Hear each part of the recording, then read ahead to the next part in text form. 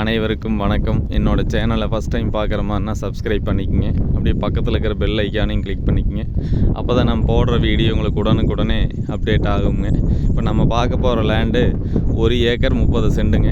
இந்த பூமி தாங்க பிஏபி பாசன வசதியில் பூமிங்க. கட் ரோடு தார் ரோடு பேஸ்லேயே அமைஞ்சிருக்குதுங்க. நல்ல செம்மண் பூமிங்க.